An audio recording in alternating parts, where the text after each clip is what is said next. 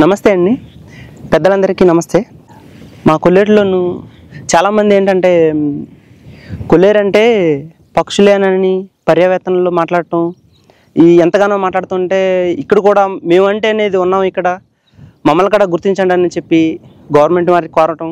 ఈ కొల్లేరు ఇలపైన స్వర్గమంట కొల్లేరు కొల్లేరు కొల్లేరు కొల్లేరు కొల్లేరు.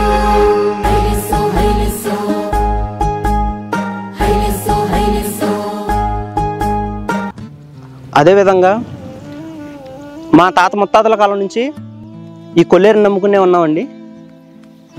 ఇదే మా జీవనోపాధి. మా వృత్తి వచ్చి చేపలు పట్టుకోవటం. ఈ చేపలు పట్టుకునే వృత్తి మా తాత ముత్తాతల నుంచి మాకు సంక్రమించింది.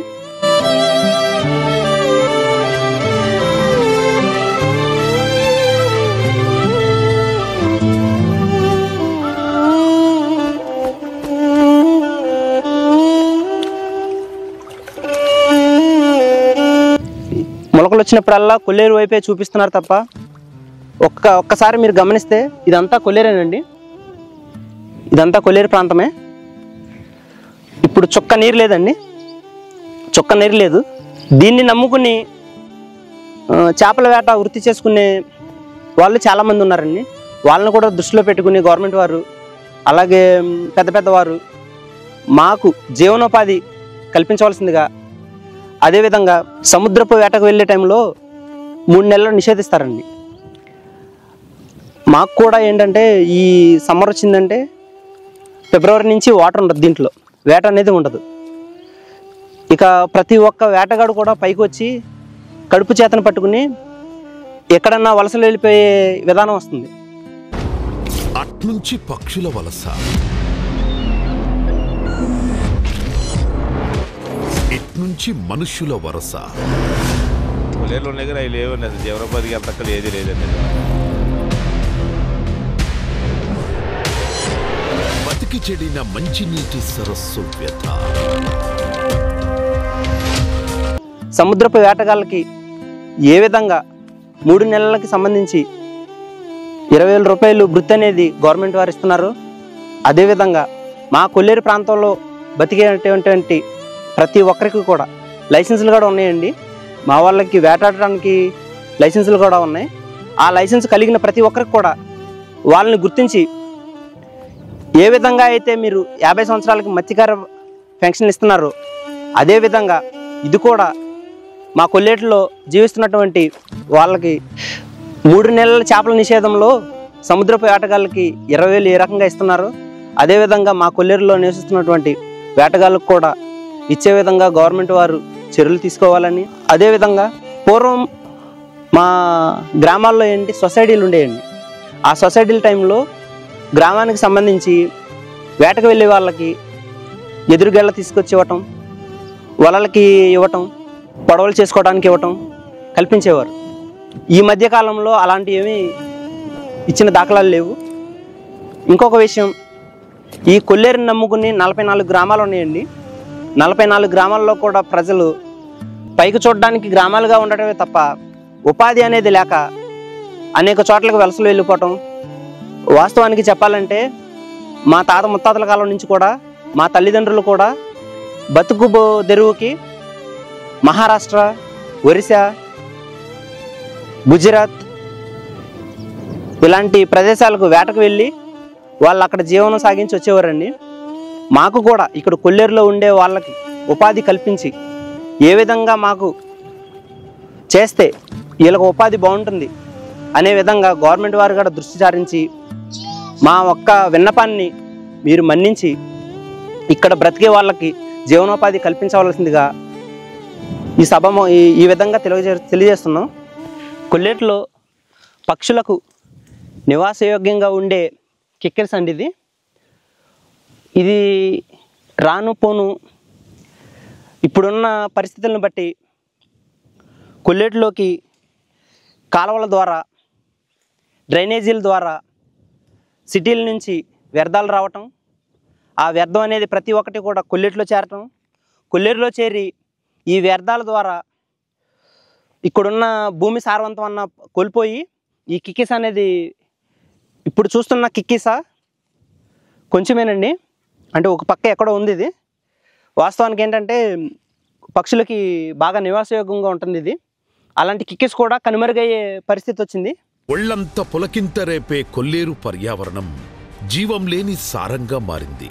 సంప్రదాయ వేటుపై వేటు పడడంతో మత్స్య సంపద మటాషయింది.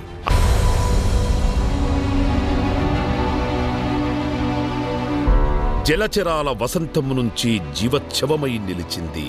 స్వార్థం కోసం అంతులేని నష్టాన్ని మిగిల్చింది.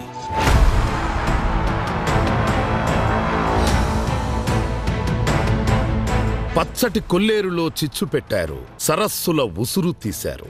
జీవరాశికి మత్స్య సంపదకు తూట్లు పొడిచారు. ప్రకృతి సిద్ధమైన మంచినీటి జాడే లేకుండా చేశారు. ప్రాణవాయువు లేదు, అంతా విషమే. ఫలితంగా కొల్లేరు రూపురేఖలే మారిపోయాయి.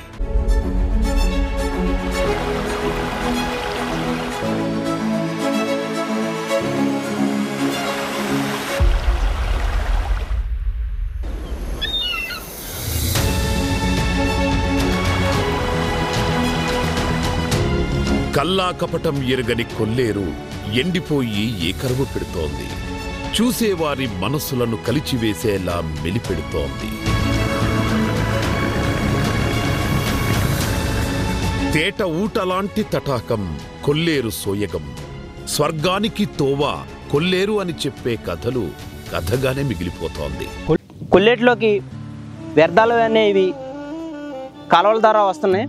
ముందు దానిపై దృష్టి సారించి అలాంటివి ఆపి కొల్లేరులో చేపల ఉత్పత్తి, ఇంకా కొల్లేరులో వాటర్ నిలబడే విధంగా ఉప్పుటేరుపై రెగ్యులేటర్ అనేది నిర్మాణం చేస్తే ఇక్కడున్న ప్రజలకు ఎంతో కొంత నివాసయోగ్యంగా ఉంటుంది. దీనిపై ఆధారపడి జీవించే వేటగాళ్ళకి జీవనం కలుగుతుందని చెప్పి ఈ విధంగా మీకు తెలియపరచుకుంటున్నాం. కొల్లేరుకి పర్యావరణానికి ఇబ్బంది కలగకుండా అటు పక్షులనే కాకుండా దీనిపై ఆధారపడినటువంటి పశువులే కానీ మనుషులే కానీ చేపల వేట చేసుకునే వాళ్ళు, చేపల వృత్తి చేసుకునే వాళ్ళు, దీనిపై ఆధారపడి ఉండేవాళ్ళు ప్రతి ఒక్కరిని దృష్టిలో పెట్టుకుని గవర్నమెంట్ వాళ్ళు ఏదో ఒక మంచి నిర్ణయం తీసుకుంటారని +5 కాంటూర్ అని అంటున్నారు. +5 కాంటూర్ వల్ల గ్రామాలుగాను దగ్గరకు వచ్చి నిరుపయోగంగా పడి ఉన్న భూములను, అంటే ఇప్పుడు మీరు చూస్తుంది కొల్లేరు అండి. ఇది ఈ కొల్లేరులో మీరు ఎక్కడ చూసినా చుక్క నీరు లేదు. ఆగస్టు నుంచి డిసెంబర్ వరకు ఎంతో కొంత వాటర్ ఉంటుంది. తర్వాత ఇలాగే బీడి భూముల్లాగా తయారవుతున్నాయి. ఎక్కడో జరిగిన మొలకల ప్రభావం, వరదల ప్రభావం ఆ వాటర్ అంతా కొల్లేరులో చేరి కొల్లేరులోకి రావటం, కొల్లేరులోని ఆ వాటర్ అంతా ఒకసారి స్టోరేజ్ అవటం వల్ల ప్రతిసారి కూడా కొల్లేరులో వాటర్ను చూపించి మొలకలకు గల కారణం కొల్లేరు అని చెప్పి చూపించడం తప్ప ఇప్పుడున్న వాస్తవ పరిస్థితులు అయితే మా కొల్లేరులో చుక్క నీరు లేదండి. ఒకసారి మీరు గమనించవచ్చు, చుట్టూరు చూడవచ్చు. కానీ ఇదే విషయాన్ని వచ్చే ప్రతి ఒక్కరు కూడా అధికారులే కానీ పర్యావేత్తలే కానీ ఎవరైనా సరే వచ్చినప్పుడు ఇక్కడ నివసిస్తుంది ఎవరెవరు నివసిస్తున్నారు, జనాభా ఎంతమంది ఉన్నారు, జనాభాతో పాటు పశువులు మేపుకునే వాళ్ళు ఎంతమంది ఉన్నారు, అలాగే ఇక్కడున్న పక్షులు ఎన్ని ఉన్నాయి, ఈ పక్షులకి ఏంటంటే మనం జీవనోపాధిని కల్పిస్తున్నాం, పక్షులతో పాటు మనుషులు కూడా ఉన్నారని చెప్పి అది గ్రహించి ప్రభుత్వం వారు, గవర్నమెంట్ వారు ఎవరైనా సరే మంచి నిర్ణయం తీసుకుంటారని, మంచి నిర్ణయం తీసుకుని మాకు న్యాయం చేకూర్చాలని, అదేవిధంగా నాలాంటి నిరుద్యోగులకు ఉపాధి అవకాశాలు కల్పించాలని ప్రతి ఒక్క నిరుద్యోగి కూడా ఎదురు చూస్తున్నాం సార్.